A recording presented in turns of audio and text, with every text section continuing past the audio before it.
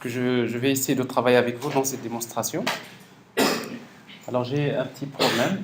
On souhaite créer une application Web J2E qui permet de gérer donc des taxes relatives à des sociétés. Chaque taxe concerne une entreprise. Alors dans l'application, on traite deux types de taxes. Il y a les TVA, c'est-à-dire taxe sur valeur ajoutée, ou l'IR, c'est-à-dire impôt sur revenu. Deux types de taxes. Une taxe est définie par le numéro auto-incrémenté, le titre de la taxe, sa date, le montant. Une entreprise est définie par le code, le nom, la raison sociale, l'email. Donc l'application doit permettre de gérer les entreprises, de gérer les taxes. Bon, les exigences techniques, s'il y a une base de données MySQL. L'application se compose de deux couches, la couche DAO, la couche web. On va faire MVC côté serveur, mais à la fin, je vais vous montrer également une partie MVC côté client. Et après l'inversion de contrôleur, c'est Spring qui va le faire. Bon, alors l'architecture technique de l'application, donc ça peut être celle-là, donc c'est la même que je vous ai montré tout à l'heure. Bon, un diagramme de classe, donc les entités qu'on va créer, c'est principalement, vous avez une entreprise à laquelle on va associer plusieurs taxes. Bon, chaque taxe concerne une entreprise. Et après, donc, vous avez ici une association de type 1, de mini to 1. Et après, il y a l'héritage. Enfin, l'héritage, généralement, c'est un cas que vous trouverez toujours dans les applications. Alors ici, donc, il y a deux types de taxes, TVA, IR. Donc on va voir justement, ce serait l'occasion, parce que j'en ai pas parlé hier, de vous montrer comment mapper l'héritage dans une base de données relationnelles, sachant que dans les bases de données relationnelles, il n'y a pas d'héritage. Donc comment on le représente dans les bases de données relationnelles, comment le mapper dans JPA. Alors en principe, dans cet exemple, il n'y a pas d'attribut particulier pour chaque type de taxe, mais en réalité, si vous dites la TVA, c'est une taxe qui possède en plus un certain nombre de caractéristiques, ça veut dire qu'on aura besoin d'ajouter d'autres attributs dans la classe TVA. Et la même chose, il y aura d'autres attributs particuliers pour la classe IR. Donc à la fin, donc, on va essayer donc d'ajouter un attribut de différent. Comme ça, vous allez voir également ce cas-là, qui est un cas plus général. Donc vous voyez donc, loin du problème à résoudre, il y a aussi le problème comment faire une synthèse sur l'ensemble des concepts que nous avons fait. Bon, donc si je suppose que j'ai une connexion Internet, donc j'ai besoin de créer un projet. La même chose, donc c'est un projet Spring Startup Project. Spring Startup Project. Alors le projet, je vais l'appeler par exemple les taxes. C'est pas des taxis. Alors, bon, à la fin, je vais vous montrer comment générer l'application Java autonome, mais également utiliser les WAR. Donc ça, c'est quoi la différence? Donc j'ai un package, donc je vais choisir un package par défaut, donc org.sid comme ça. Je vais utiliser donc artifact ID, c'est les taxes. Le package c'est org.sid. Next. Alors les dépendances. Bon, les dépendances, donc je vous rappelle que dans notre cas, quand on fait le mapping objet relationnel, donc il y a JPA, MySQL. Dans la catégorie web, on aura besoin donc de web, une application web. On aura besoin de TeamLeaf, donc c'est Template Engine, un moteur de template TeamLeaf. Et après, si vous voulez, au niveau de corps, donc on aura besoin de Spring Security, on aura besoin également d'utiliser DevTools. Bon, ça c'est pour ne pas à chaque fois redémarrer l'application. Alors ça c'est la création du projet. Alors, mais si jamais vous travaillez avec un autre IDE autre que Eclipse, si vous n'avez pas en fait forcément le Spring Tools, il y a un autre moyen de créer bien sûr le projet Spring Starter, c'est d'aller directement vers le site de start.spring.io. Alors la même chose, start.spring.io. Et après, qu'est-ce que vous allez avoir? Vous allez avoir une interface dans laquelle vous dites je veux créer un projet. Ici, vous mettez le groupe ID org.sid. Vous avez le donc groupe ID, c'est ça. Artifact ID, c'est quoi? C'est taxe. Taxe 2 par exemple. Et après les dépendances. Alors les dépendances, vous mettez j'ai besoin de la dépendance web. J'ai besoin de la dépendance MySQL. J'ai besoin de GPA, sécurité, TeamLeaf, TeamLeaf. DevTools. C'est très simple. Donc, vous sélectionnez les dépendances. Alors, si vous voulez avoir la liste exhaustive, c'est-à-dire la liste complète, vous cliquez sur ce lien et vous avez à nouveau donc, toutes les dépendances. Vous n'avez qu'à cocher la dépendance. Une fois que vous terminez, vous mettez générer le projet. Alors, en fait, quand vous générez le projet, il vous crée un fichier .zip.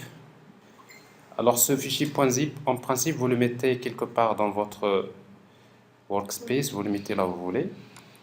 Par exemple, les projets. Ces projets. WSSS. Comme ça. Alors, je le copie. Je fais extraire ici. Bon, vous avez le projet, mais c'est un projet Maven. Alors maintenant, ce projet-là, vous pouvez l'importer avec n'importe quelle IDE, IntelliJ, NetBeans ou la Eclipse. Alors si vous travaillez avec n'importe quelle IDE, vous importez le projet, vous dites import. Alors Maven, ici Maven, existing Maven project, parce que c'est un projet Maven. Donc vous l'importez et vous cherchez le projet, donc c'est projet, elle est là, vous l'importez. Et vous commencez à travailler. Donc, c'est-à-dire que, voilà les taxes, vous avez taxe 2. Bon, en fait, vous voyez, donc c'est la même manière de créer le projet. Alors, c'est intéressant, pourquoi? Parce que parfois, vous êtes dans une entreprise, par exemple, qui travaille avec un IDE particulier, et après, vous voulez toujours travailler de la même manière, donc vous avez la manière avec laquelle vous travaillez. Alors maintenant, dans notre application, alors si vous voulez, donc dans un premier temps, je vais désactiver Spring Security, donc je vais le laisser en dernier lieu. Donc, je ne vais pas l'utiliser pour le moment. Bon, c'est toujours important de jeter un coup d'œil sur le pom.xml. Parfois, il y a des dépendances que vous ajoutez par erreur. Et ces dépendances-là, quand vous démarrez, vous recevez parfois des exceptions que vous ne comprendrez jamais. Et ça ne concerne pas votre application parce que vous avez ajouté une dépendance. Et comme Spring Boot, à chaque fois qu'il trouve une dépendance, il utilise une configuration par défaut. Et du coup, donc, parfois, il y a donc, si jamais vous avez des exceptions qui sont un peu bizarres, jetez un codé sur ce fichier-là. Parce que vous ne devrez laisser que les dépendances que vous utilisez dans l'application. Alors, par exemple, ici, je ne veux pas utiliser Spring Security. Ben, tout simplement, je vais le désactiver. Bon, je le mets en commentaire. Add block comment. Bon, pour le moment, il n'y a pas de Spring Security dans mon application. Ici. Alors, je vais commencer par créer les entités. Alors, pour les entités, donc, dans mon cas, j'ai besoin de créer une classe entreprise. Classe entreprise et classe taxe. Bon, entreprise. Alors, je vais utiliser le package entities. Voilà. J'ai besoin de créer l'entité taxe. Il y a deux types de taxes. Il y a TVA.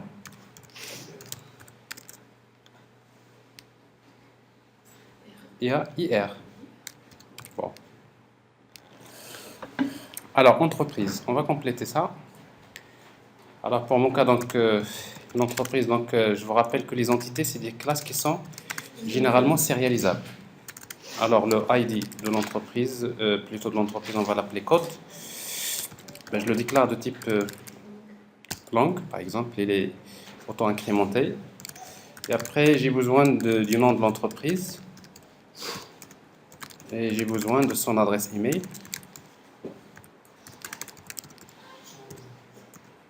Et quoi d'autre? Raison sociale. Raison sociale. Et après, une entreprise il est lié à la taxe par une association de type .temini. Alors, si vous voulez gérer une association bidirectionnelle, ça veut dire que dans la classe entreprise, on va déclarer une collection de taxes. Et dans taxe, on va déclarer un objet de type entreprise. Voici ce que je vais faire. Je déclare une collection de taxes. Alors, vous respectez la convention. Par exemple, la collection taxe, logiquement, vous pouvez l'appeler comme vous voulez. Mais d'ailleurs, avec Euclid, ce que vous faites, contrôle espace, il vous propose l'appeler taxe, comme ça. Bon, c'est très simple, mais ça va vous éviter parfois de chercher comment vous avez appelé un attribut. Si vous respectez les conventions, vous ne cherchez plus comment vous appelez vos attributs. Parce que vous avez respecté une convention. Et après, donc, on va générer les getters et setters, un constructeur sans paramètres, un constructeur avec paramètres. Alors, dans mon cas ici, je n'ai pas besoin de spécifier le code. Aussi, la collection, ça ne sert à rien de la mettre dans le constructeur. Les getters et setters. Alors, en principe, vous pouvez générer autant de constructeurs que vous voulez et après vous les utilisez comme vous voulez, pas de problème. Alors ici donc, je termine d'abord les entités, les classes et après je passe aux annotations. C'est très important. Alors je vais dire maintenant une taxe, la même chose, donc c'est une entité qui est sérialisable. Une taxe est définie par le code de la taxe, langue, ID, code, numéro de la taxe. Il y a le titre de la taxe, il y a un string. Également, le montant, la date. Alors pour les types date, utilisez java.util.date. Alors la date de la taxe. Également le montant, c'est un double. Et après, une taxe concerne une entreprise. Alors ici, on va déclarer un objet de type entreprise. La même chose, convention entreprise. Alors, l'autre il est majuscule, l'autre il est minuscule. Bon, c'est pas plus simple de déclarer vos attributs comme ça. C'est plus simple. Alors la même chose, donc je vais créer un constructeur sans paramètres, un constructeur avec paramètres. Alors pour créer une taxe, forcément j'ai besoin du titre, la date, le montant et l'entreprise également, parce qu'une taxe concerne une entreprise. Après j'ai besoin de créer les getters et setters. Et c'est fait. Et après donc vous avez deux types de taxes. Donc TVA extend, taxe l'héritage. Alors, on va redéfinir les constructeurs. Bon, il y a deux constructeurs, donc ici, je vais les garder, les deux constructeurs. Alors, la même chose, l'IR, c'est une taxe. Donc, extend, taxe. Alors, deux constructeurs. Voilà. Alors, j'ai créé donc les classes. Alors, maintenant, je veux faire le mapping objet relationnel. Alors, pour faire le mapping objet relationnel, donc, j'ai besoin d'utiliser GPA. Alors, les annotations GPA, donc il y a TT, ID,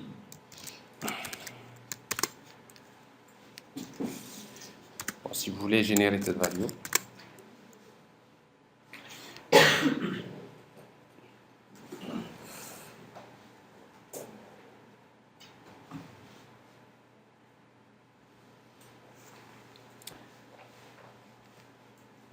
Et après, vous avez ici une association, n'est-ce pas? Alors, nous avons dit il faut utiliser la notation one to many. Alors, quand vous utilisez l'association, comme c'est une association bidirectionnelle, on va utiliser mapped by quoi? Alors, dans la taxe, j'ai un attribut qui s'appelle entreprise. Bon, vous prenez exactement le nom de l'attribut et vous le mettez ici. Ça veut dire que il est lié dans l'attribut entreprise de la classe taxe. Je vais utiliser une association many to one avec une clé étrangère. Bon. Et par défaut, donc ici, donc par défaut, donc si vous mettez fetch, donc je disais hier, donc vous avez soit lazy ou bien eager. Par défaut, c'est lazy. Donc si vous le mettez pas, c'est par défaut, c'est lazy. C'est le mode lazy loading qui est utilisé par défaut. Alors au niveau de la taxe, j'ai c'est une entité. ID, generated value, et après une taxe correspond à une entreprise, donc je vais utiliser la notation many to one, il y a une clé étrangère, donc je vais utiliser join colonne. La colonne. Alors si vous ne mettez pas join colonne, par défaut, il va créer une clé étrangère qu'il va appeler entreprise. Alors ici, donc je vais utiliser name. Bon, je l'appelle par exemple code de entreprise.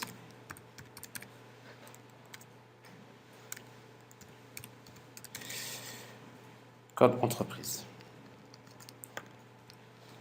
Mais il y a l'héritage. Alors, vous avez donc deux types de taxes. Alors maintenant, comment mapper l'héritage avec GPA? Alors en fait, quand vous utilisez donc quand vous avez l'héritage, il existe trois stratégies pour mapper l'héritage. Alors soit vous utilisez ce qu'on appelle la stratégie single table. Alors single table, ça veut dire quoi? Ça veut dire que tous les types de taxes, on va les enregistrer dans une même table. Je vais créer une seule table taxe dans laquelle je peux stocker soit les TVA et les IR. Bon, ça s'appelle single table. Mais quand vous utilisez single table, ça veut dire que dans la table, vous allez ajouter une colonne type. Et c'est cette colonne type qui va faire la différence.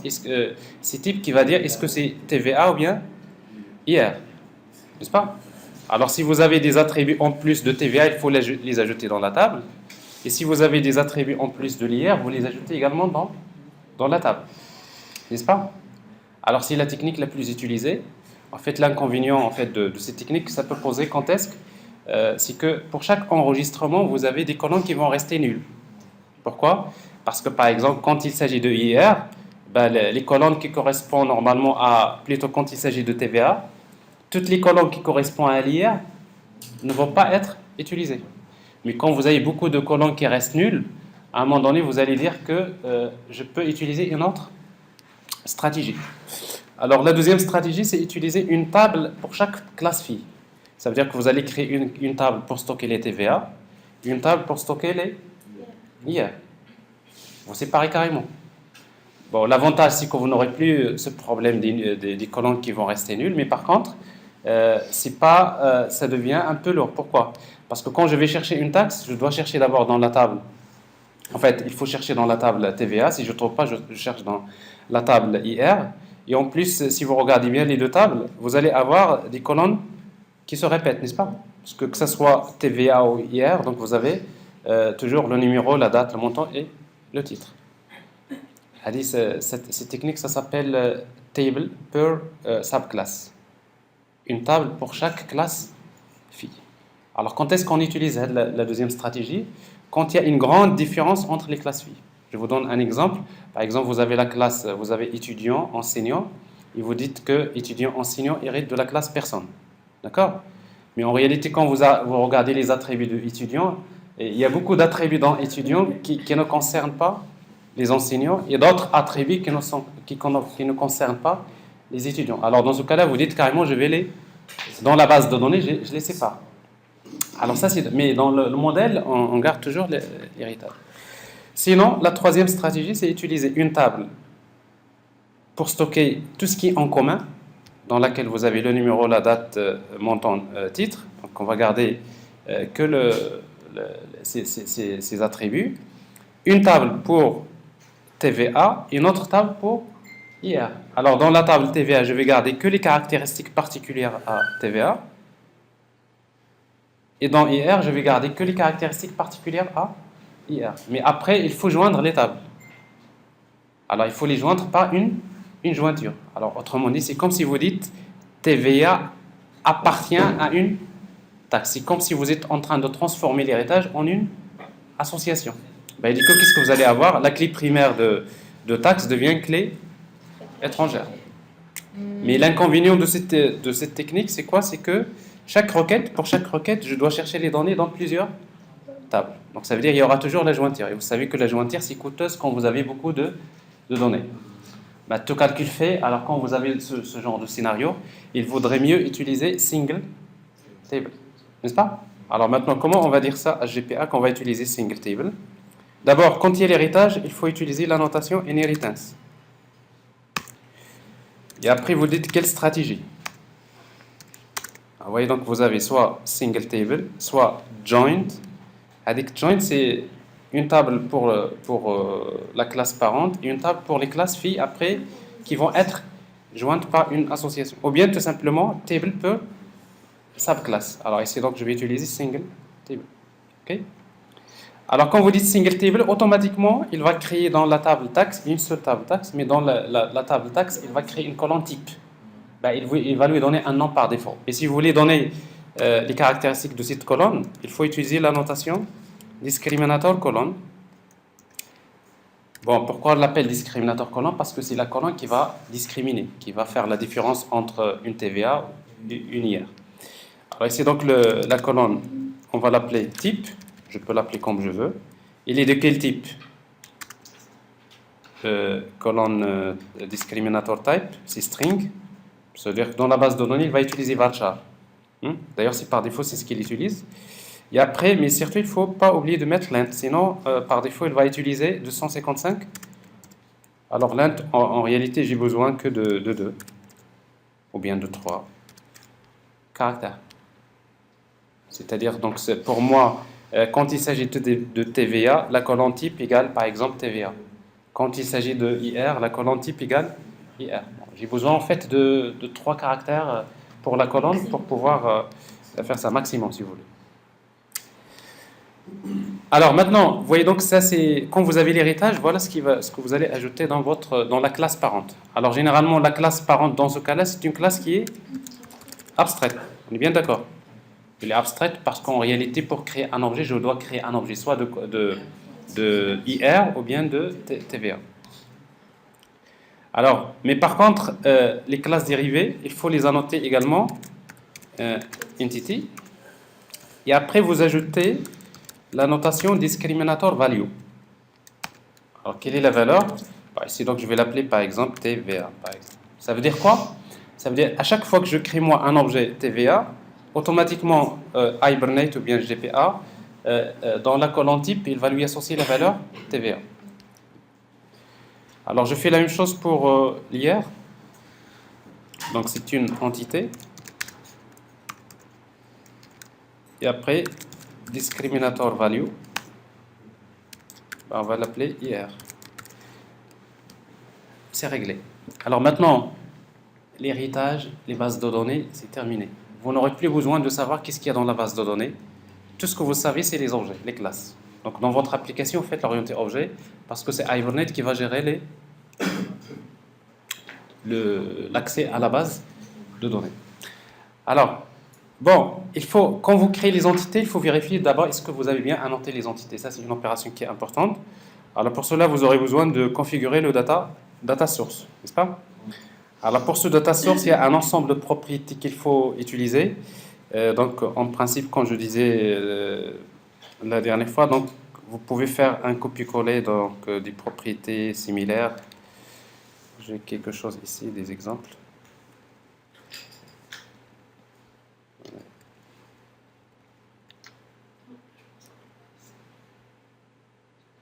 Sauter.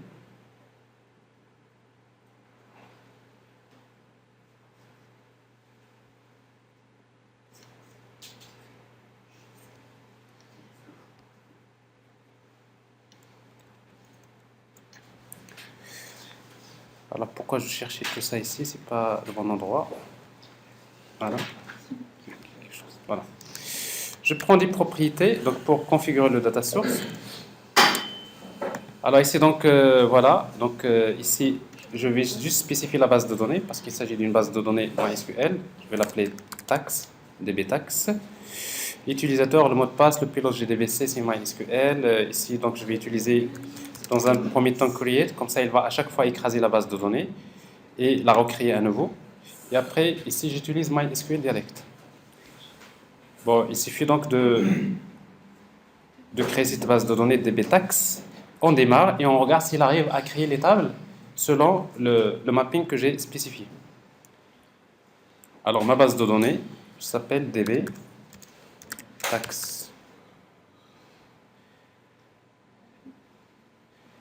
Alors je démarre l'application.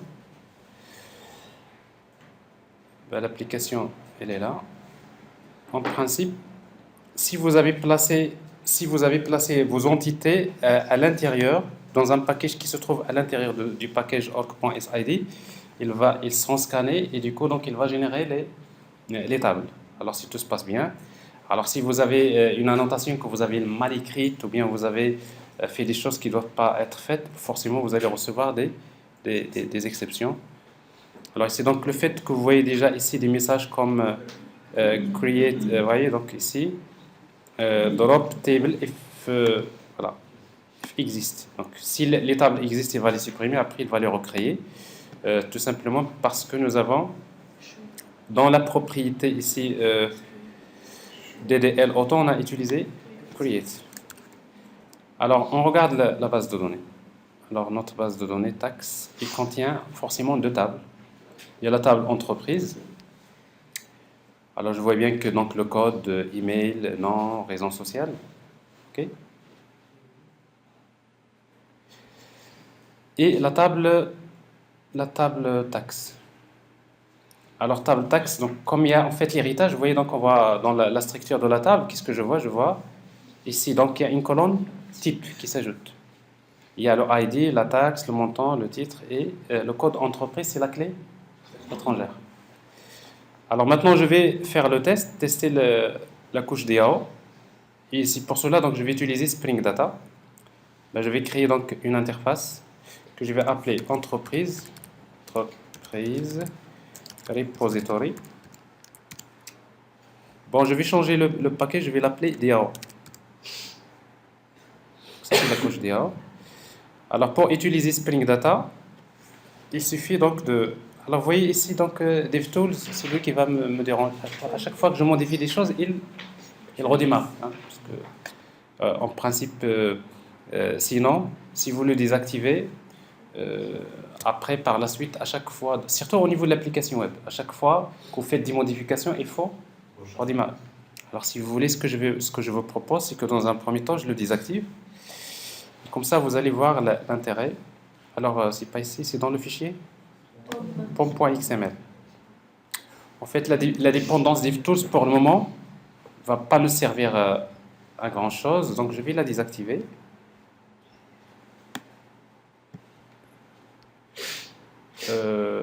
Add block comment. Voilà, désactive.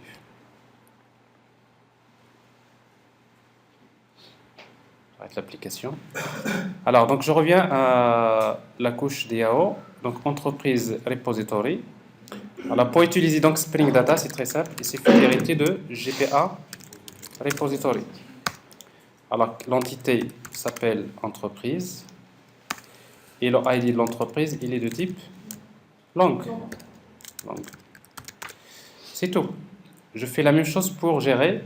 Et du coup, donc, toutes les opérations pour gérer donc, les entreprises, ils sont là. La même chose pour gérer les taxes. Tax repository. Tax repository. La même chose. Extend. GPA repository. Faites attention, parfois, par erreur, au lieu de créer une classe, au lieu de créer une interface, vous avez créé une classe. Et quand vous mettez extend GPA repository, vous cherchez, vous n'allez pas trouver. Après, vous dites, il y a un problème dans ma machine, il y a un problème dans Spring, il y a un problème. Mais il n'y a pas de problème. C'est parce que tout simplement, vous avez créé une classe. C'est une interface. Parce qu'en fait, avec une classe, une classe ne peut pas hériter d'une interface. Donc ici, donc, GPA,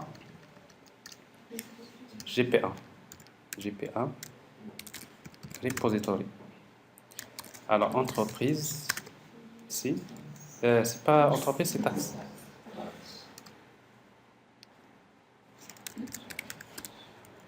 Et après, ça vient, on va l'importer. Et après, langue. Voilà. C'est bon. Alors, vous voyez donc, ça, n'importe pas des choses qui ne sont pas utilisées. Alors ici, donc, j'ai terminé la couche DAO. Je vais la tester. Et pour la tester, je reviens à l'application. Et pour la tester, donc, je disais, le moyen le plus simple, c'est d'implémenter, comme je vous dis hier, c'est dans l'application, vous implémentez une interface qui s'appelle Command Line Runner. Alors, commande line runner. Alors, il va vous obliger de redéfinir une méthode qui s'appelle run. Ici, qu'est-ce qu'on veut tester maintenant? Alors, en fait, Spring, quand il termine de démarrer, il appelle la méthode run. Alors, qu'est-ce que je vais tester? J'ai besoin de entreprise repository, entreprise repository, entreprise repository. Alors, bien sûr, n'oubliez pas de demander à Spring d'injecter une implémentation de cette interface. Moi, je n'ai pas créé d'implémentation Spring Data qui va faire le travail. Ici, la même chose, j'ai besoin de tester tax repository. Alors, j'ai besoin que vous m'assistiez ce matin. Alors, tax repository.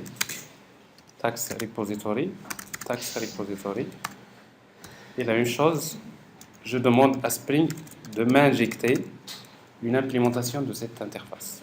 Et après, donc, je vais ajouter quelques entreprises et quelques taxes.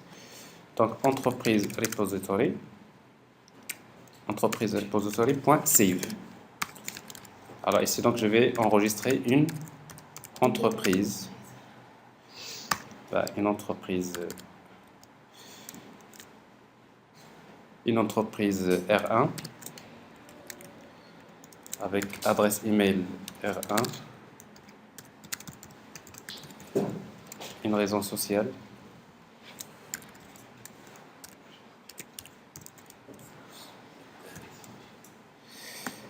Alors, en fait, la méthode save retourne l'objet qui a été créé. C'est-à-dire retourne un objet entreprise E1. Si vous voulez, entreprise E1.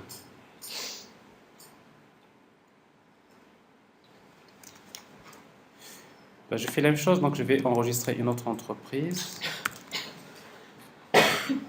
R2.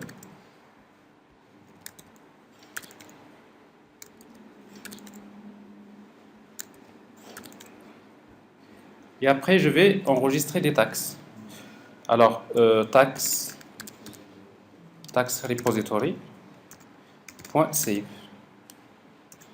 New. Cette fois-ci, je ne peux pas mettre new tax. Ça n'a pas de sens. Parce qu'en fait, tax, c'est une classe abstraite. Donc, je peux mettre soit new TVA. Alors, new TVA. Alors, le titre de la TVA, donc TVA, je ne sais pas, habitation. TVA habitation, ça n'existe pas. TVA habitation. Alors, ici, c'est quoi l'autre paramètre? C'est la date. Alors, c'est la date, effectivement. Alors, la date, je vais utiliser la date système. New date. N minuscule. Ici, new. Bon, avec un montant. 900. Et pour quelle entreprise? E1. Ouais, donc pour l'entreprise E1, ok? Alors si vous avez des questions, n'hésitez pas. S'il y a quelque chose qui cloche, qu'on n'ait pas compris, vous... Bon, je vais créer une autre... une taxe TVA de voiture. 400 pour l'entreprise E1. Et après, je vais créer également au lieu d'une TVA, je vais créer une IR. IR.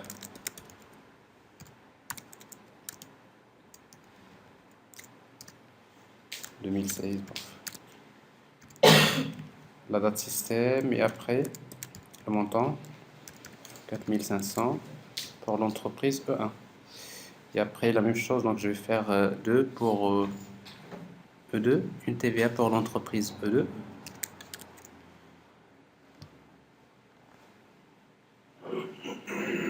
Un montant de 4000.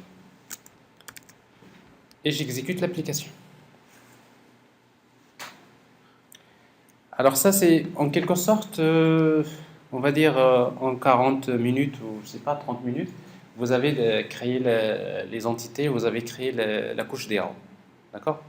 Alors si tout se passe bien, en principe dans notre base de données, on va voir Donc on va voir donc voilà, les entreprises. Alors pour le moment, nous avons donc deux entreprises que vous voyez là. Et nous allons avoir les taxes pour ces entreprises qui ont été enregistrées pour le moment. Taxes affichées. C'est déjà affiché, ils sont là. Alors vous remarquez déjà que type, ça peut être soit TVA, soit... Bon, ça veut dire que notre héritage, il a été bien mappé, il n'y a pas de problème. Je vois la date, je vois ici, je vois pour quelle entreprise. 1, ça 1, et ça c'est l'entreprise 2. C'est bon? Alors, une fois que c'est terminé, maintenant on va passer à la couche web. Donc ici, donc, je vais sauter directement vers la couche web parce que dans mon architecture, je n'ai pas prévu de créer une couche métier.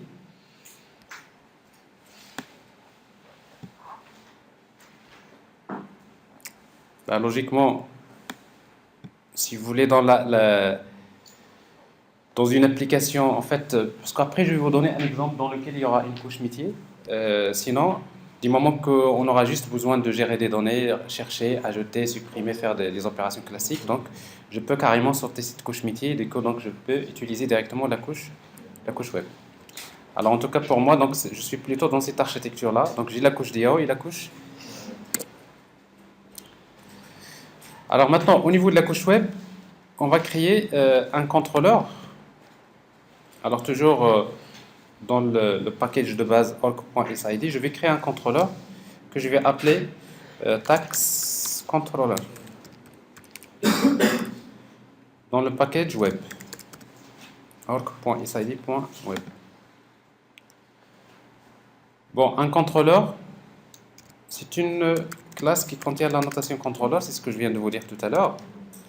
Notre contrôleur, supposons pour le moment, je voudrais par exemple consulter les entreprises dans un premier temps, chercher les entreprises et afficher les entreprises. Donc j'ai besoin de déclarer un objet de type entreprise repository. Donc j'ai besoin de la couche DAO, entreprise repository.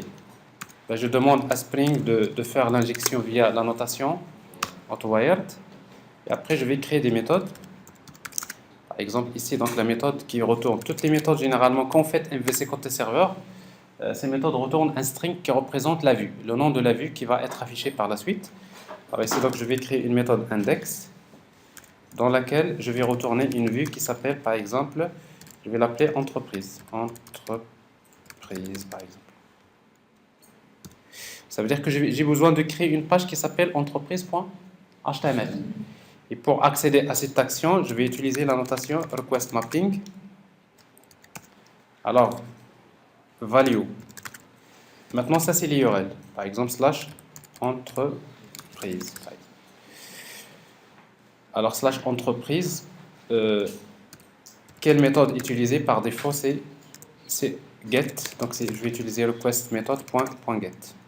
Alors, généralement, request method .get.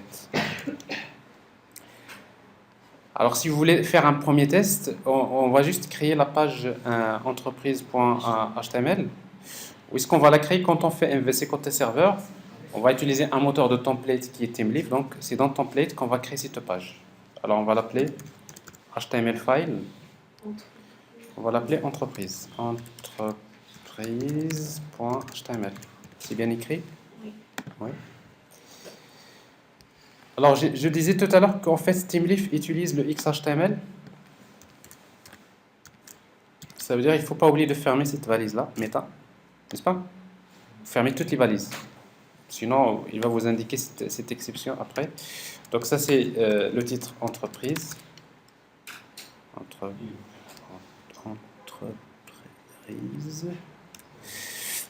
Ici, donc, je vais faire un test. Par exemple, H1. Bon, je fais un message test entreprise. Bon, entreprise. Alors, vous pouvez déjà, pour vérifier ce que toute votre application fonctionne bien, donc vous redémarrez. Parce qu'on est obligé de redémarrer parce que DevTools, on l'a désactivé. À chaque fois que je fais une modification, il faut redémarrer pour tester. Alors, en principe, ce que je ne vous ai pas montré tout à l'heure, c'est que c'est parce que nous avons coché la dépendance web, qu'est-ce qui se passe au démarrage? Spring, il démarre Tomcat. Donc, c'est-à-dire quand vous démarrez l'application, il démarre une version de Tomcat embarquée. Bon, la preuve, si vous cherchez ici, donc vous allez trouver le port utilisé par défaut, c'est, il est là, 80, 80. Tomcat, il fait, parce que ici, donc, c'est une application Spring Boot qui démarre une version embarquée de Tomcat pour tester l'application. Alors, si le port 80-80 est déjà occupé par une autre application, vous allez avoir une exception, comme quoi le port il est occupé. Alors, comment changer le port Alors, pour changer le port, ça se passe dans le fichier application.properties. Alors, si vous voulez définir le port que vous voulez utiliser pour votre serveur au démarrage, on va utiliser la propriété server.port et vous mettez 80, 88 ou là, je sais pas quoi. Mais là, il ne faut pas se perdre dans les ports. Parce que souvent, regardez. C'est quoi ce port-là? Alors, parce que dans votre machine, parfois, vous perdez. Pourquoi? Vous utilisez WAMP Server, n'est-ce pas? WAMP ou l'exemple, je ne sais pas quoi. Vous savez, quand vous démarrez WAMP ou l'exemple, vous démarrez Apache. Bon, Apache, il utilise déjà un numéro de port. Quel port? 80. Ça ne concerne pas. Apache, c'est une affaire de Apache, d'accord? Alors parfois, si le port Apache pour vous, il est déjà occupé par une application, vous changez encore le port de Apache. Et vous dites, dans Apache, j'utilise le port 80-82, n'est-ce pas? Mais ça, c'est une affaire de Apache. Mais n'oubliez pas que MySQL, il utilise quel port? 3306. Donc ça veut dire que ce que vous mettez ici, c'est pas le port de Apache, c'est MySQL. Parce que mon application va se connecter à MySQL et non pas à Apache. Ok? Donc il ne faut pas se tromper là parce que souvent, vous changez le port au lieu de 3306, vous mettez 80-82, ça ne marchera jamais. Parce que ça, c'est une connexion GDBC. Ensuite, vous avez encore Tomcat qui va démarrer. Quel port qu'il va utiliser? C'est 80-88. Alors ici, donc, je vais, ici, pour le moment, je n'ai pas besoin de changer, je le mets en commentaire. Ça veut dire que je vais utiliser le port par défaut, c'est 80-80. Alors maintenant, je peux tester. Pour tester, donc, je dois taper localhost / donc Tomcat il est là / la seule action que je peux maintenant tester, c'est entreprise. Voilà. Alors si tout se passe bien, vous allez avoir un message test entreprise qui s'affiche. Bon, ça prouve que donc j'envoie la requête HTTP. Il faut bien comprendre qu'on passe par tout un processus que je vous ai montré tout à l'heure. Bon, je vous le rappelle ici.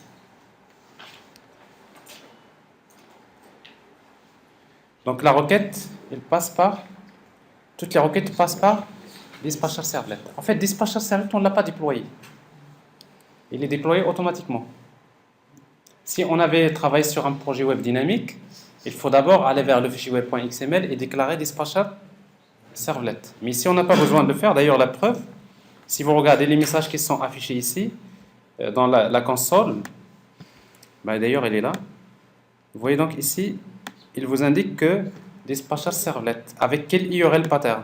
/ étoile. Ça veut dire que toutes les requêtes passent par Dispatcher Servlet. C'est déjà préconfiguré avec Spring Boot. Donc, vous voyez ici ce qui se passe. Donc, ici, la requête, il passe par Dispatcher Servlet, il appelle le contrôleur.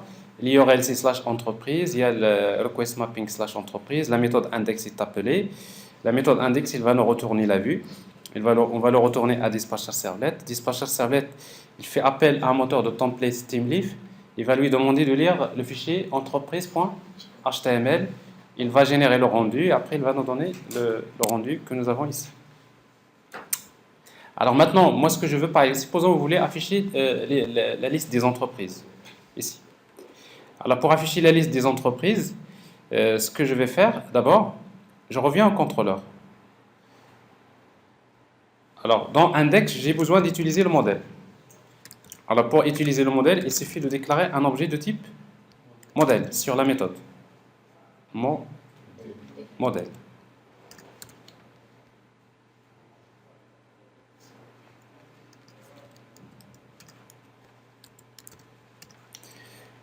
Alors, il faut l'importer. Alors, une fois que j'appelle index, je vais faire appel à la couche MIDI pour récupérer, par exemple, toutes les entreprises, liste des entreprises.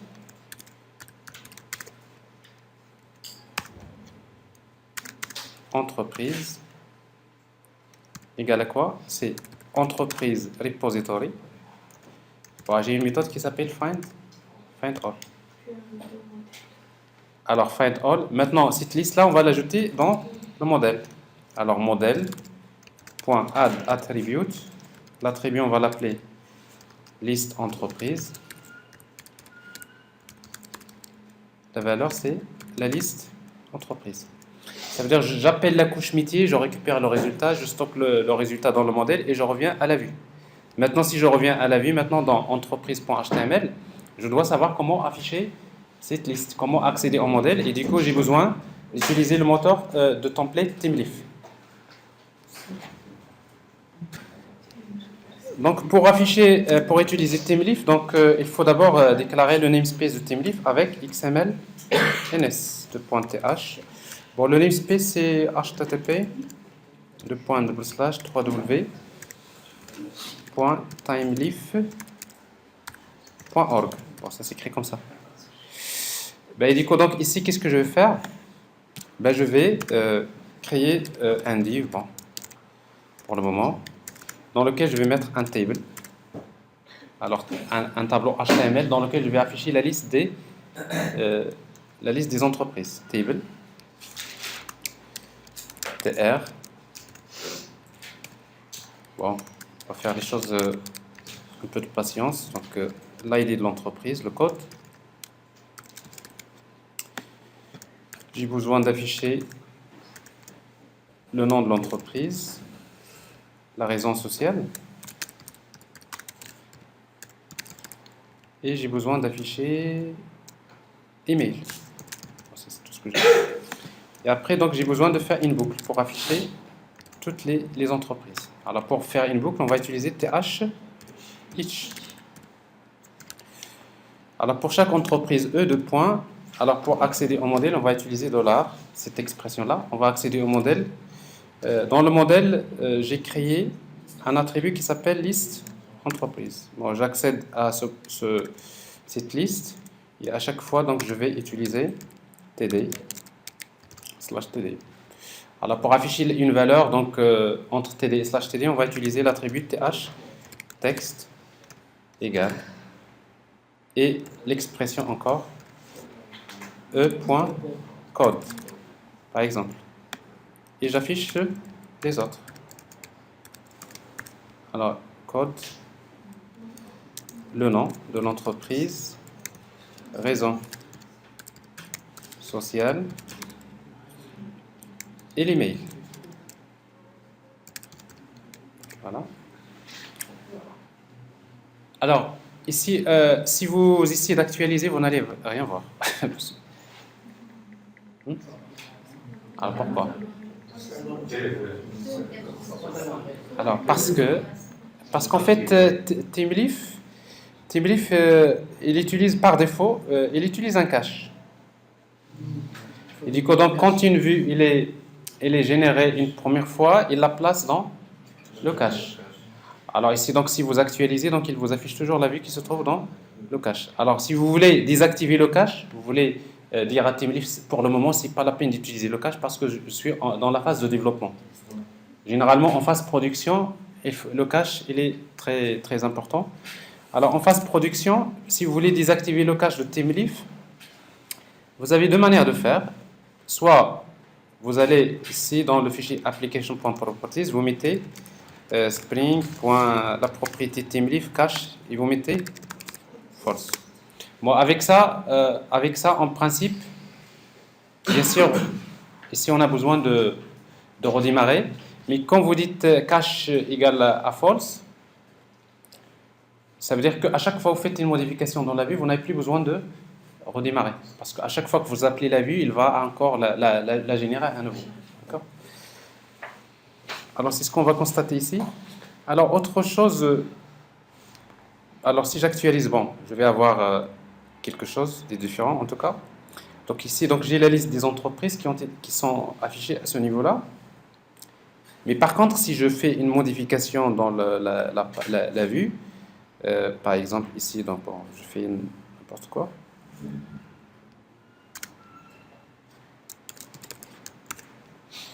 Bon, cette fois-ci, je n'ai plus besoin de redémarrer, je fais juste actualiser. Donc je vois la modification. Maintenant, pourquoi? Parce que j'ai demandé à Spring Boot de ne pas activer le cache de TeamLeaf. Ok? Mais par contre, si je fais une modification dans le code Java, je suis obligé de redémarrer. Parce que ce que je viens de faire uniquement pour TeamLeaf, n'est-ce pas? Ou bien, la deuxième solution, c'est d'utiliser DevTools. Alors, DevTools, qu'est-ce qu'il fait? Ben, tout simplement, il vous initialise l'environnement en mode développement. C'est bon? Alors sinon, comme je disais, donc si vous voulez, si vous travaillez en mode vous êtes en mode développement, le plus simple c'est tout simplement d'activer, voilà, DevTools. Bon, si vous activez DevTools, vous utilisez Remove Block Comment, enregistrer. Alors maintenant, cette propriété-là, vous pouvez la supprimer, il ne sert à rien parce qu'en fait, DevTools il fait tout ça. DevTools il va initialiser tout votre environnement en mode développement. Mais quand vous terminez l'application, il faut enlever DevTools. En production, il ne faut pas le mettre parce que si vous ne mettez pas, c'est catastrophique. Pourquoi? Parce que l'utilisation des caches, la gestion des performances, généralement, c'est pas vraiment ce qu'il faut pour améliorer les choses. D'accord? Ça veut dire que DevTools, vous l'utilisez dans la phase de développement, mais une fois que vous terminez l'application, il ne faut pas oublier de le désactiver. Parce que si vous le laissez, les performances de votre application vont être diminuées. Voilà. Alors maintenant, même si on change au niveau du contrôleur, on aura toujours, on n'a pas besoin de redémarrer parce que il le fait automatiquement. Donc c'est ce que nous allons voir. Alors maintenant, en fait, je viens de créer une vue, mais cette vue-là, j'ai besoin de lui créer une page template. Parce qu'en fait, généralement, quand vous créez une application, vous aurez besoin d'une barre de menu, un footer. Alors comment créer une page template? Donc c'est ce que je vais faire. Dans le dossier template, je vais créer une page HTML que je vais appeler template1.html. Qu'est-ce que je suis en train de faire? Je crée un HTML file d'abord. J'ai choisi HTML file? Ah d'accord. Donc je vais l'appeler template1.html. Alors faites une page template que si vous voulez créer, donc vous utilisez XML NS, il y a les attributs, les namespaces TeamLeaf d'abord, c'est toujours la même chose, http://www.teamleaf.org et un autre namespace c'est XMLNS, on va l'appeler layout. Alors sa valeur c'est http://www.ultrac.nz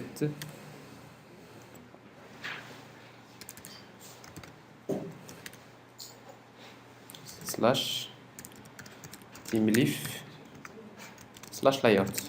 Bon, généralement c'est des copier-coller que vous faites. Je crois que c'est bien ça.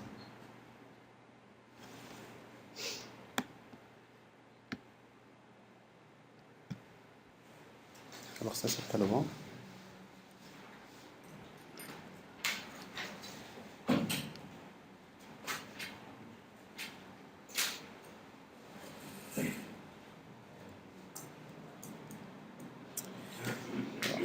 Donc net.nz. Bon, c'est bien ça. Donc net.nz. Alors ici, voilà, dans ma page template, donc je vais utiliser donc UTF-8. Faire une valise. Donc ça c'est le titre. Normalement le titre lui-même il change en fonction de la page. Pour le moment je le fixe. Et après dans notre page template, on aura besoin des feuilles de style CSS. Donc on va utiliser Bootstrap. Alors pour utiliser Bootstrap, on aura besoin de chercher bootstrap-min.css ou bien vous téléchargez Bootstrap. Alors comment télécharger Bootstrap? Vous pouvez utiliser un outil qui s'appelle npm, Node Package Manager. Vous tapez npm install Bootstrap, il se connecte à Internet pour télécharger Bootstrap dans votre projet. C'est un outil qui fait partie de Node.js. Que ça signifie que vous aurez besoin d'installer Node.js dans la machine. Sinon, ben, on va chercher quelque part dans un exemple de projet, on va chercher voilà, un fichier. J'ai besoin de deux fichiers bootstrap.css et après mystyle.css. Alors, où est-ce qu'on va mettre tout ça? En principe, on va les mettre dans le dossier statique. Dans notre projet, nous avons les ressources statiques. Dans le dossier statique, je vais créer un dossier, donc new folder CSS, dans lequel je vais mettre mes deux fichiers. Alors pour le moment, Bootstrap, c'est pas moi qui l'ai créé. MyStyle.css, c'est quelque chose que je vais créer moi-même. Je vais effacer tout ça.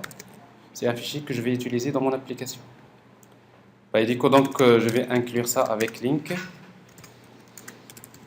style sheet style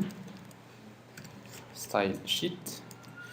Le type, c'est texte /css href. Alors maintenant, je suis dans le dossier template, donc je dois utiliser /static. Je vous ai montré tout à l'heure. En fait, si vous mettez css/ça, bien sûr, Eclipse, il va vous dire que ce fichier n'existe pas, n'est-ce pas? Parce qu'en fait, il faut spécifier le chemin. CTRL Z, CTRL Y.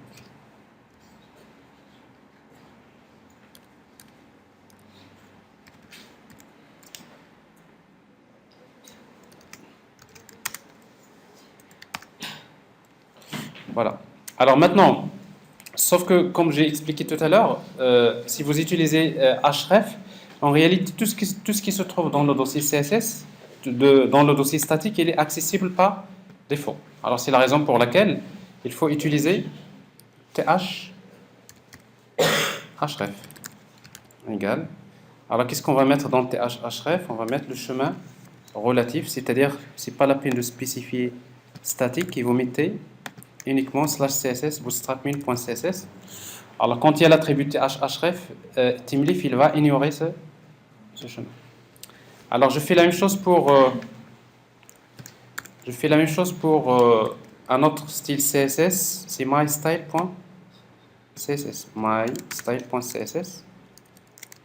que je vais avoir dans ma page template. Généralement, tout ce que je suis en train de vous montrer, c'est des copier-coller que vous allez faire à un moment donné. Mais c'est toujours bien de savoir comment créer une page template, comme ça vous allez maîtriser mieux un peu votre environnement.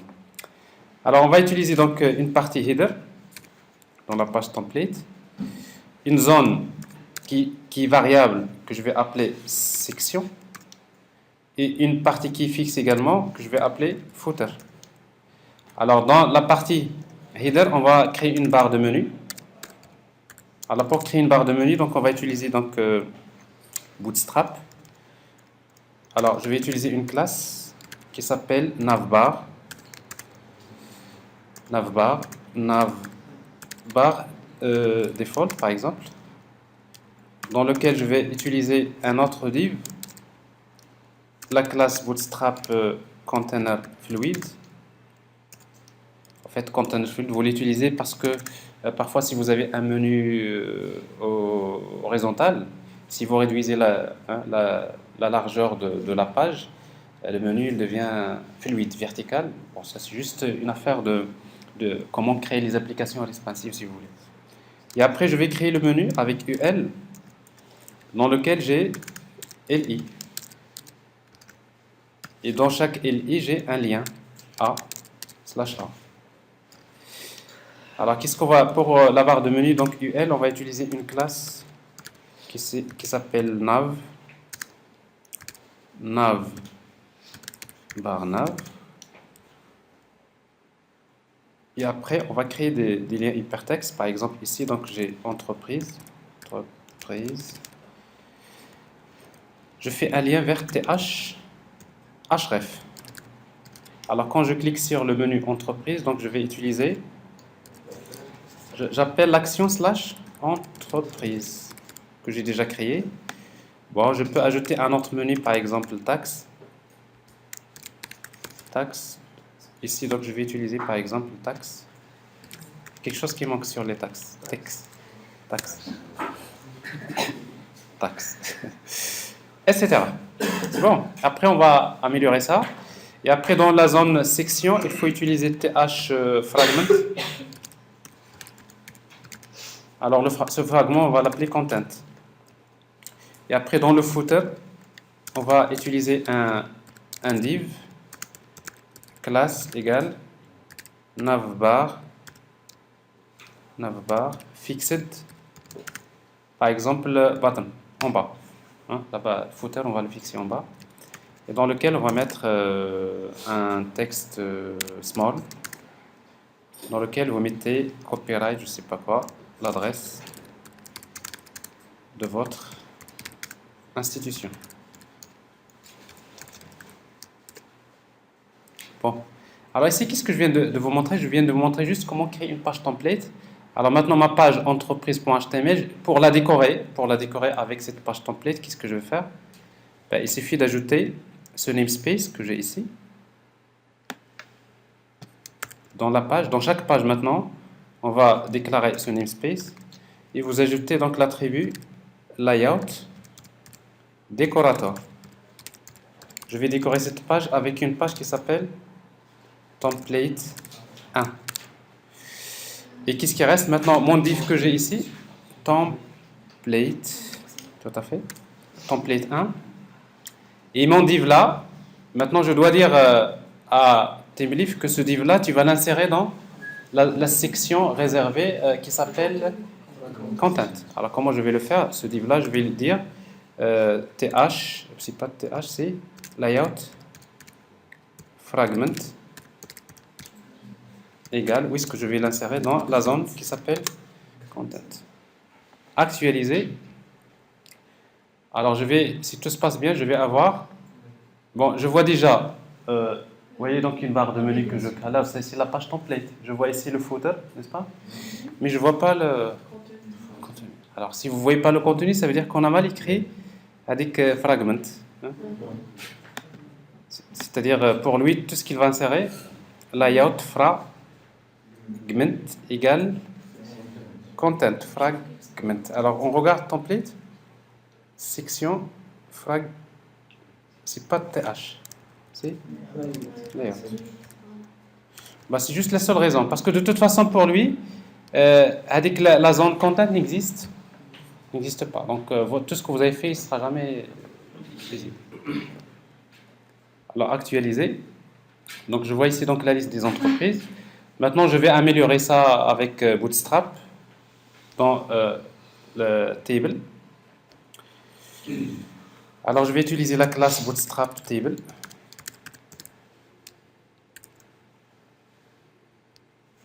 Actualiser.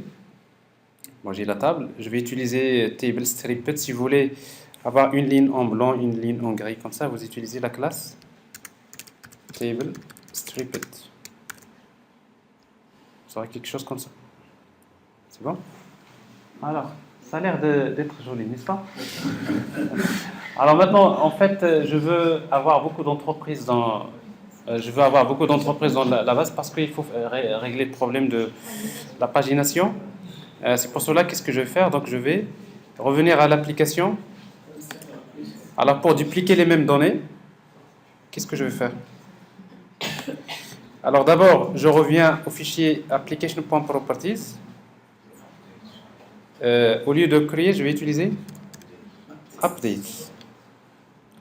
Bon, déjà, avec update, ça veut dire qu'à chaque fois, il ne va plus supprimer les tables, mais à chaque fois, il va enregistrer les mêmes données. Alors, si en fait ça passe comme ça, je vais avoir, au fur et à mesure que je redémarre, je vais avoir des données en plus.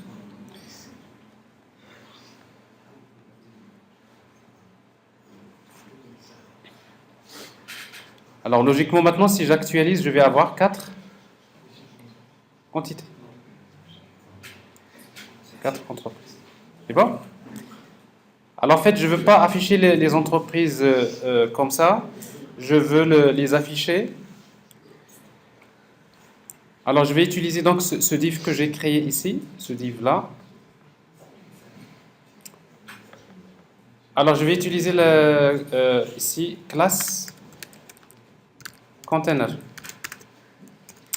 En fait, la classe container, il permet juste d'ajouter un margin left, vous voyez? Margin left et margin top. Je vais pas le laisser comme ça. Alright. Si vous voulez, si vous voulez, ce tableau-là, je vais le mettre dans un panel. On va créer un panneau, on va arranger un peu les choses. Comment créer un panneau? On va utiliser classe, div. Div class égale panel. Et le style que je vais utiliser panel default. En fait, dans un panel, il y a deux parties. Il y a panel heading.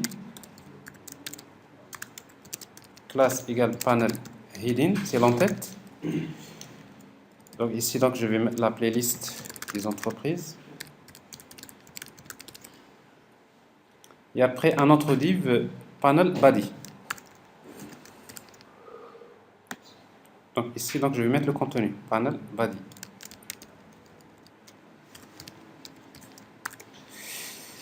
Et dans panel body, qu'est-ce que je vais mettre? Je vais mettre mon tableau. C'est-à-dire le tableau que j'ai ici. CTRL X, je le mets à l'intérieur, là. Bon, à nouveau, donc je vais avoir quelque chose comme ça. Vous voyez, donc j'ai la liste. J'ai un panel dans lequel j'ai un tableau. Ça a l'air d'être joli aussi. N'est-ce pas? Alors, si vous voulez changer donc le style, bon, ça c'est le gris. Alors, panel default c'est le gris, mais si vous mettez panel par exemple primary c'est un bleu. Pour tout ça c'est Bootstrap, n'est-ce pas? Alors, ici la barre de menu, ici on a utilisé donc navbar default. Vous utilisez d'autres, bon, inverse par exemple. Bon, inverse c'est le blanc sur le noir. J'entrais comme ça. C'est pas très joli, mais en tout cas c'est juste pour vous montrer un peu c'est-à-dire que tout simplement ça n'a rien à voir avec ni J2E, mais ça c'est tout simplement Bootstrap.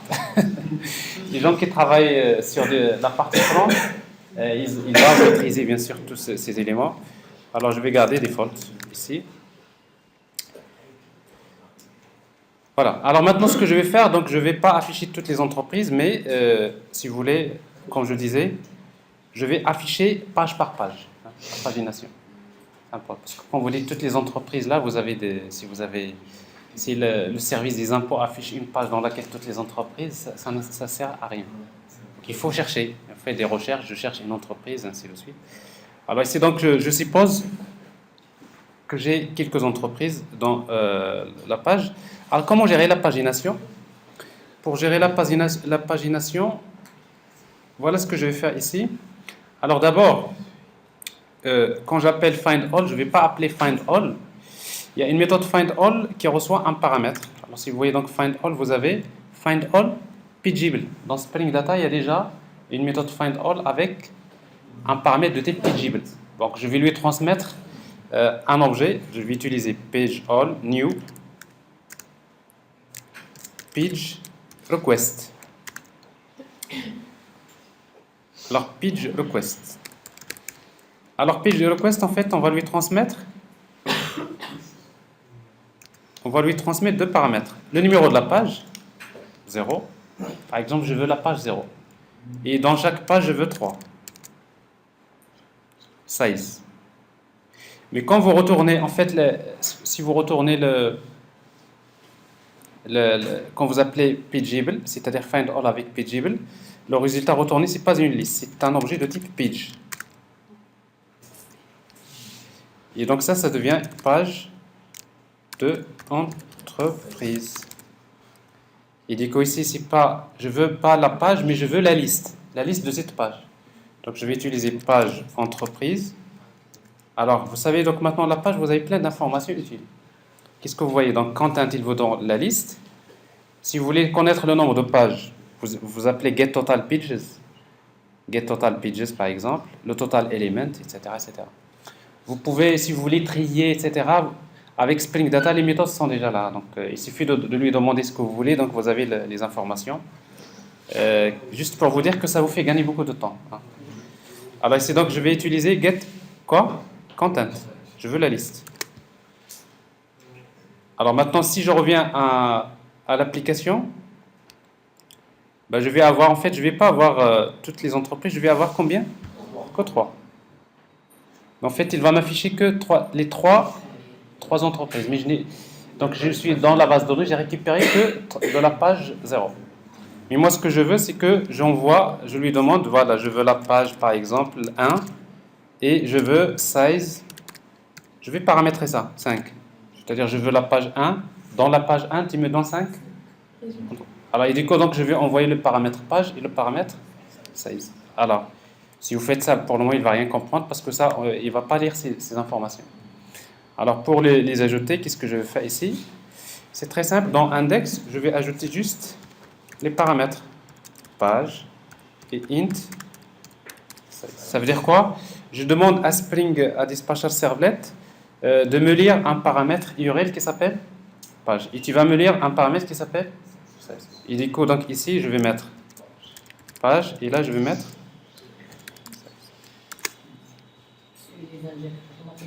automatiquement.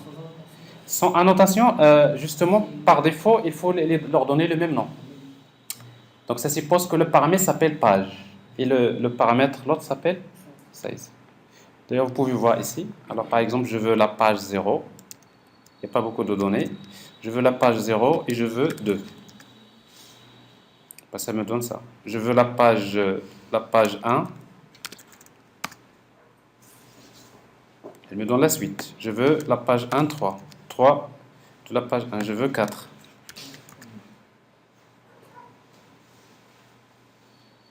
Je veux 10. Il n'y a pas 10. Ah, il veut. C'est pas possible. Alors, c'est quelle page ça? 10. 10, 16. J'ai pas inversé quelque chose? Ça, c'est page 16, non? Page 16. Mais pourquoi il m'a donné. Bah, de toute façon, il n'y a pas de 10. De toute façon, j'ai la page 010. Bah, il va vous donner tout ce qui reste dans la page. À partir de la page 0, bah, c'est tout ce qu'il y a. Mais si vous mettez 11, parce qu'il n'y en a pas 11. Hein. Mais en réalité, ça, c'est à moi de paramétrer maintenant. Je sais que je veux afficher les entreprises 5 par 5. Alors, et donc, qu'est-ce que je vais faire? Donc, ici, je vais mettre des liens. Donc, c'est l'utilisateur qui va spécifier quelle page à faire. Alors, pour cela, dans le contrôleur, j'ai besoin d'ajouter des informations. Modèle. Je vais créer un tableau. Int. Que je vais appeler les pages égale new. Int. Alors, c'est de dimension combien? C'est page entreprise. Point. J'ai une méthode qui s'appelle getTotal pages. Et dans mon modèle, je vais ajouter un attribut. Alors, DevTools, il vous dérange comme ça. Parce qu'en fait, moi, je voulais juste avoir un truc plein écran comme ça. Mais si vous le laissez comme ça, donc a priori, bon, ça, il fait son travail, mais il ne va pas déranger. Mais sauf que le problème, comme j'ai une petite résolution. Bon. Alors, modèle.add attribute. L'attribut, je vais l'appeler page. Et la valeur, c'est quoi? C'est page. Alors maintenant, en fait, qu'est-ce que j'ai? Dans le modèle, j'ai un tableau qui contient le nombre. Dans la dimension, c'est le nombre de pages. Alors pourquoi j'ai fait ça? Parce que dans la page entreprise.html, juste après le tableau, je vais ajouter un div. Je vais ajouter un div. Dans ce div-là, je vais créer un UL avec des li. Et je vais faire une boucle. th à nouveau, each. Je vais parcourir quoi? Pour chaque page de la liste, j'ai un tableau qui. Je vais créer un lien hypertexte A. Et dans ce lien-là, je vais utiliser th texte égal à quoi? C'est pay. Ben, si je mets pay, il va m'afficher la valeur. Vous savez, le tableau, il contient les valeurs 0, n'est-ce pas? Il va m'afficher que des 0 pour le moment. Si vous le laissez comme ça actualiser, vous allez avoir, ici, si vous demandez par exemple 4, actualiser. Alors, j'ai mal écrit quelque chose. Alors, j'ai pas enregistré, tout simplement.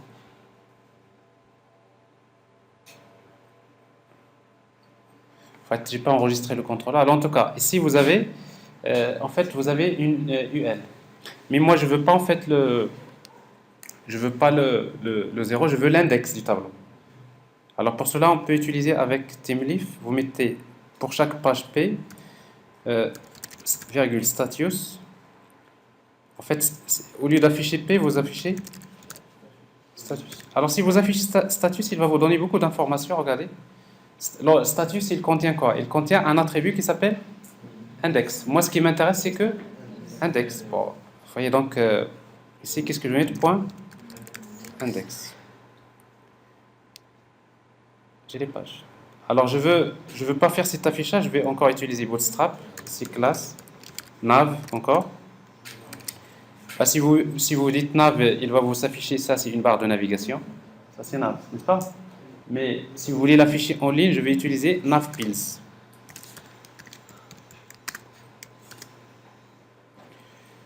Navpills, vous avez des trucs comme ça. Ça a l'air d'être quelque chose de très très joli. Alors, il me faut donc le lien th-href. th, quand je clique sur le lien href, qu'est-ce que je vais faire? Alors maintenant, actualiser. Alors maintenant, il y a quelque chose qui cloche. Href, il n'accepte pas comme ça vite. Il faut utiliser obligatoirement une expression. Quand vous mettez th-href. Alors qu'est-ce que je vais appeler? Je vais appeler encore slash entreprise. Mais il faut que j'envoie des paramètres. Point d'interrogation, paramètres. Je ne vais pas mettre point d'interrogation, mais vous mettez entre parenthèses. Parce que avec TeamLeaf, quand vous mettez entre parenthèses, pour lui, c'est des paramètres. Le paramètre s'appelle page. À quoi est égale sa valeur? C'est $. C'est quoi? Status.index. Virgule, size, égale. Alors, on va la fixer. Alors, ici, vous mettez par exemple 4. Sinon, on va lui donner une valeur par défaut. Et le problème est réglé, je crois, comme ça. Alors ici, donc, vous voyez, donc ça c'est la page 0. La page, vous voyez, donc ça c'est la page 1, la page 2, la page 3. Il n'y a que ça qui change parce que les données sont les mêmes, vous voyez? Regardez juste ça. N'est-ce pas?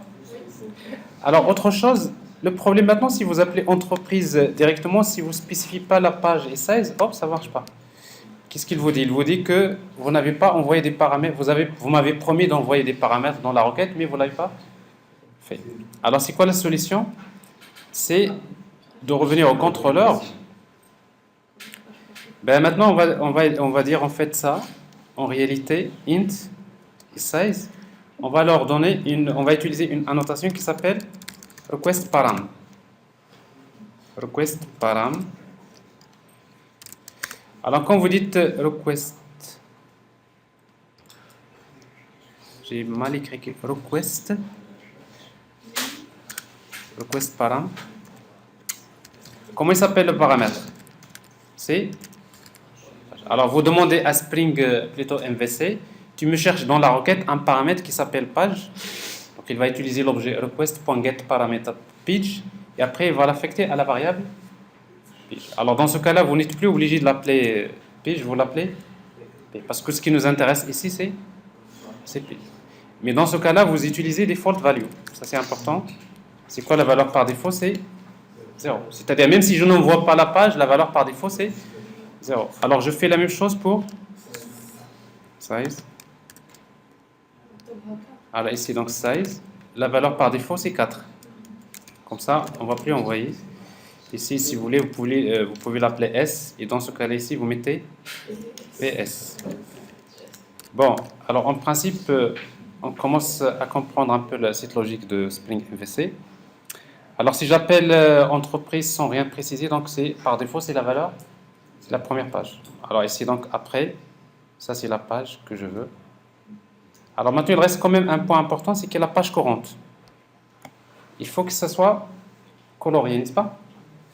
La page en cours, on doit la voir avec une autre couleur. Alors comment on va faire ça? Ben, on aura besoin.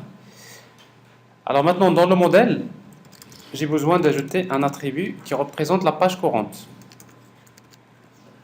Je vais l'appeler page courante. Et la page courante, c'est quoi? C'est P, n'est-ce pas? Dans le modèle, je connais toujours la page courante. Pourquoi j'ai fait ça? Parce que dans la page, je vais faire ici avec LI que vous voyez là, je vais utiliser TH class. Non, TH class. Ça veut dire que je vais appliquer une classe CSS si une condition est vérifiée. Alors, c'est quoi la condition? Donc, je vais utiliser l'expression suivante. La condition, c'est quoi? C'est $status. Si status.index égale à quoi? Status.index.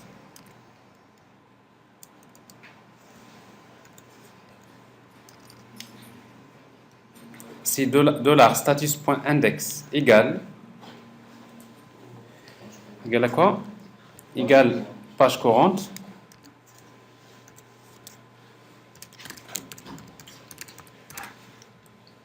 C'est bon?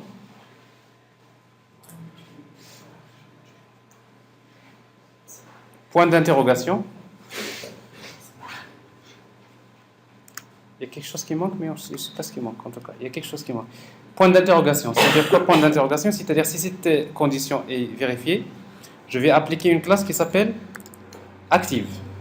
Sinon, de point, je ne vais pas utiliser de classe. Vous voyez, donc c'est une expression. Si la condition est vraie, point d'interrogation, ça veut dire quoi? Si cette condition est vérifiée, c'est quoi la classe que je vais appliquer? Active. Sinon, je fais rien.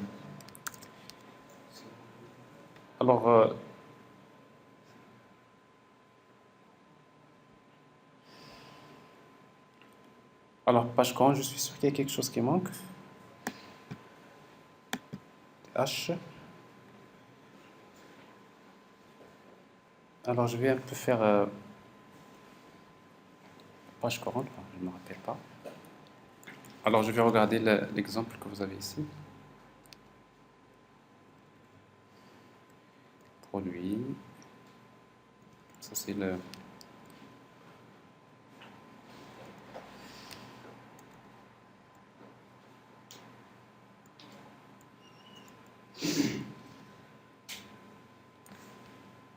Okay.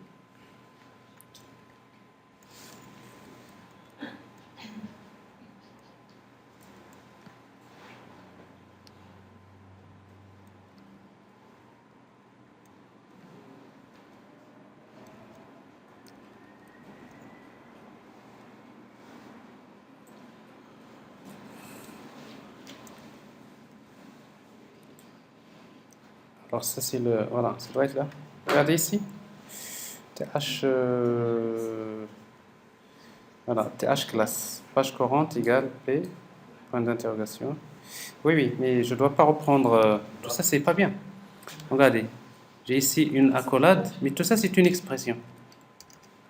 $. Oui. Je savais qu'il y a quelque chose qui cloche. Donc, expression, c'est quoi? C'est status.index égale page courante. Alors, si cette expression est vérifiée, donc on va utiliser active. Actualiser.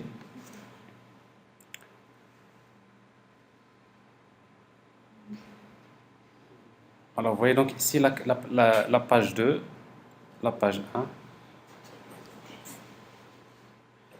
Ah, ça, c'est beaucoup mieux, n'est-ce pas? Alors, donc ça, c'est la page qui est active. Donc, je suis dans cette page. Alors maintenant, je veux faire mieux, je veux chercher des entreprises. Parce qu'en fait, en réalité, chercher parmi des centaines de pages pour trouver l'information, c'est pas assez pratique. Alors, qu'est-ce que je vais faire? Donc, je vais créer un formulaire. Voilà, j'ai encore 10 minutes pour faire cette partie-là. Alors, dans cette partie-là, qu'est-ce que je vais faire? Est-ce que je vais insérer ça? Ben, je le mets ici, à l'intérieur de body. C'est-à-dire juste après, avant table. Ici. Ben, je vais ajouter à nouveau un div. Bon, je vais utiliser classe égale container. Je vais créer un formulaire. Alors ce formulaire-là, th action égale. Alors je vais créer une autre action que je vais appeler chercher. Chercher. Slash chercher entreprise. Je peux l'appeler quand je veux. Méthode. Alors comme il s'agit d'une action de recherche, je vais utiliser la méthode get. Généralement, quand vous cherchez, vous consultez, c'est get. Mais quand vous voulez ajouter d'autres choses, vous utilisez post. Alors donc ici c'est get. Qu'est-ce que je vais mettre? Je vais utiliser un label. Donc je vais utiliser je vais saisir un mot-clé de recherche et je vais créer une zone de texte. Input type égale texte. Name égale, je l'appelle mot-clé comme ça. Et après j'ai besoin d'un bouton que je vais appeler chercher. Le type c'est submit. Et je vais utiliser les classes, encore Bootstrap, btn et btn primary pour garder le même style primary. Alors je vais avoir ici donc je vais avoir un petit formulaire qui va me permettre de chercher. Alors en principe quand je vais taper un mot-clé, alors là je vais chercher par R, je sais pas quoi, j'ai que les mêmes données, je fais appel à une autre action qui s'appelle chercher. Alors cette action n'est pas créée, je vais l'ajouter dans le contrôleur. Alors maintenant dans le contrôleur je vais ajouter encore une autre action que je vais appeler chercher.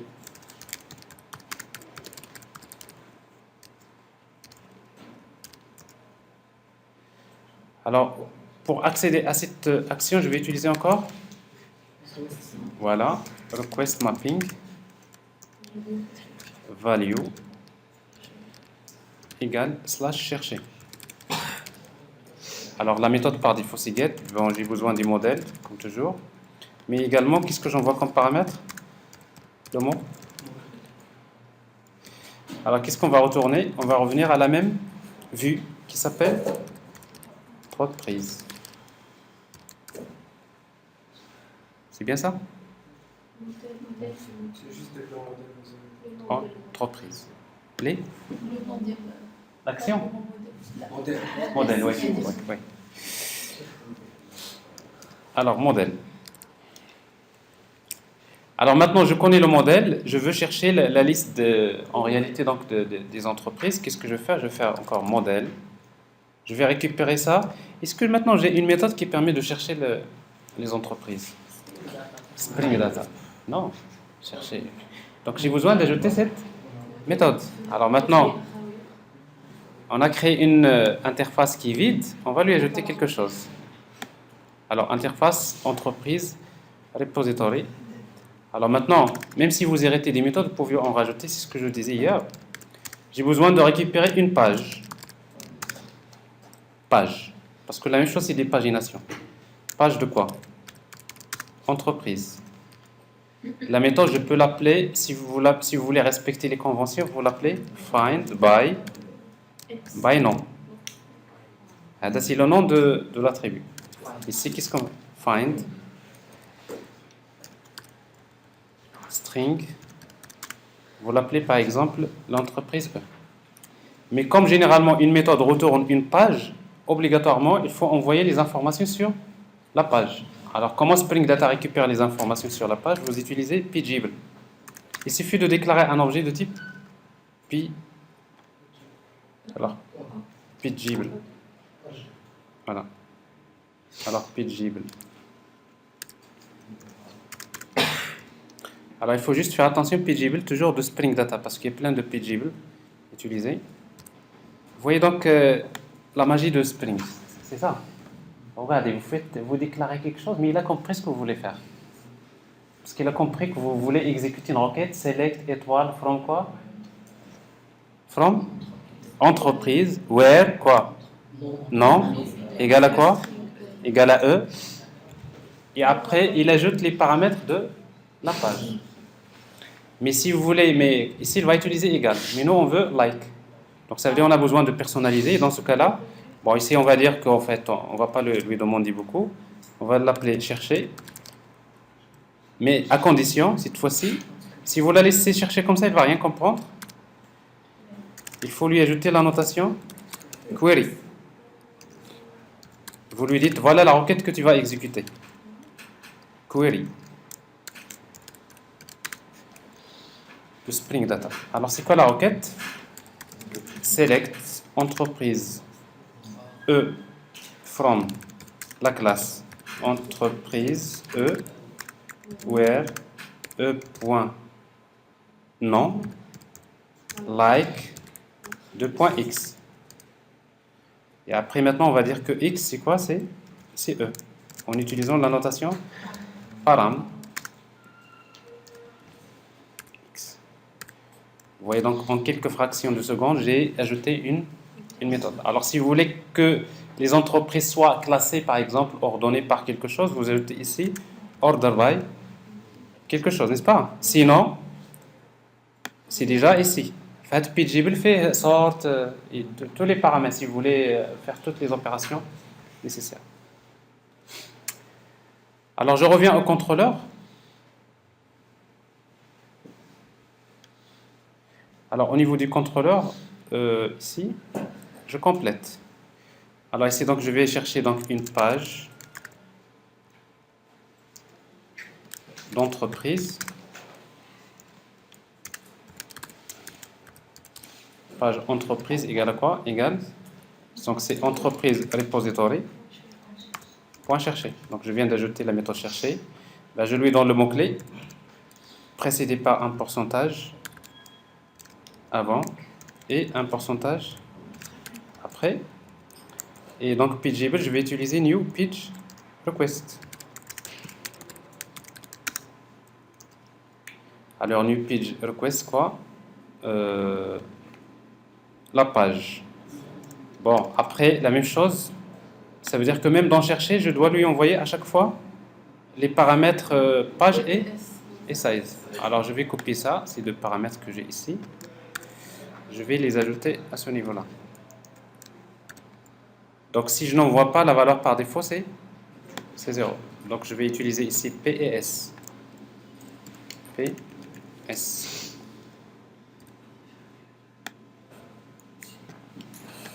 C'est bon? Et je reviens à la vue. Mais qu'est-ce que vous êtes en train de constater? Vous êtes en train de constater qu'en fait, je suis en train de reprendre la même chose. N'est-ce pas? Parce que chercher ce que j'ai fait tout à l'heure, c'est la même chose. Je vais encore reprendre, ajouter en modèle et tout ça. Ah, qu'est-ce qu'on va faire? Je vais supprimer tout ça. Je reviens au formulaire. Enfin, juste pour vous dire que parfois, si vous n'êtes pas dans la bonne voie, quand vous faites ce méthode, vous dites, mais qu'est-ce que je suis en train de faire? Alors, c'est tout simplement l'action, il n'y a pas de chercher, il y a tout simplement, j'appelle toujours l'action entreprise. C'est bon? C'est la même action. Mais la même action maintenant, au lieu d'utiliser find all, il est où find all là? Voilà, au lieu de find all, on va dire chercher. N'est-ce pas? Mais chercher, il faut lui envoyer le mot-clé. Donc ici, donc, je vais ajouter le paramètre mot-clé string mot-clé, virgule, ça. Et ici, donc, c'est le mot-clé, virgule, je fais la même chose et j'ajoute les valeurs par défaut. Alors, même le mot-clé, si je ne l'envoie pas par défaut, on va lui donner une valeur par défaut. Comme ça, on est tranquille. Ici, on va utiliser ça s'appelle mot-clé. La valeur par défaut, c'est une chaîne vide. En fait, quand vous mettez une chaîne vide, ça veut dire qu'elle va chercher toutes les entreprises.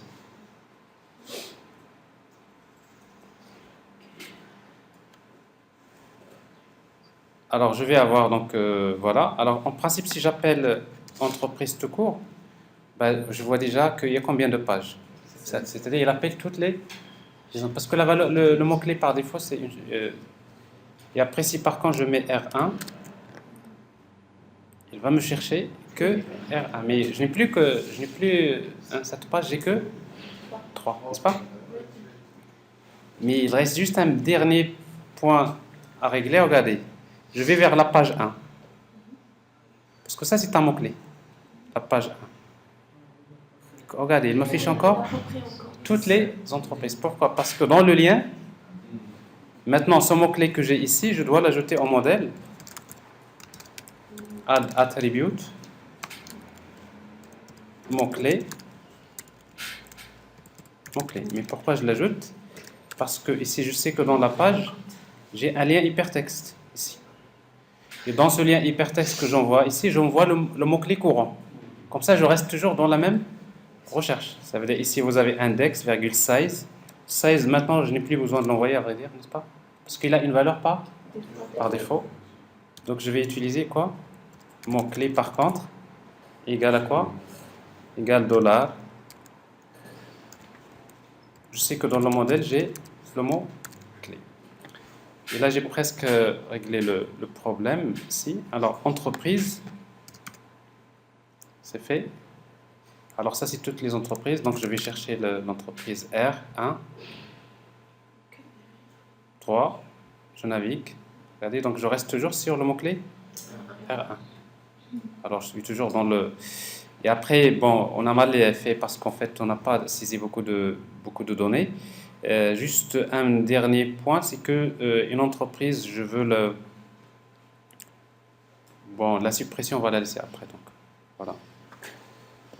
Alors, en principe, quelqu'un qui commence à faire le développement web J2E en utilisant Spring, en principe, ça c'est le début. Mais si vous êtes déjà là,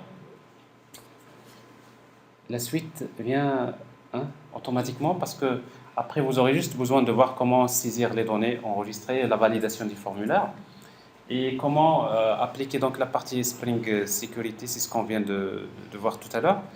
Mais si vous voulez, donc ça on le fera après. On s'arrête à ce niveau-là parce que sinon, donc on va s'arrêter à ce point-là. Alors à 14 heures, je vais vous montrer comment faire saisir les données, comment faire la validation du formulaire, parce qu'il faut savoir comment le faire. Également, comment appliquer l'édition, la suppression et tout ça. En fait, j'ai un exemple d'application qui est complet que je vais vous donner. Donc, ça concerne, c'est un cas plus général que ce qu'on est en train de faire. Donc, en principe, si vous êtes là, c'est que si vous prenez l'exemple que je vais vous donner dans les vidéos, chez vous, vous pouvez faire le travail, je suis sûr. Mais à condition de se mettre devant la machine et de régler les problèmes vous-même. Et cet exemple-là, ça vous donne un bon début si vous voulez. Ça fait, on s'arrête à ce niveau-là pour la pause.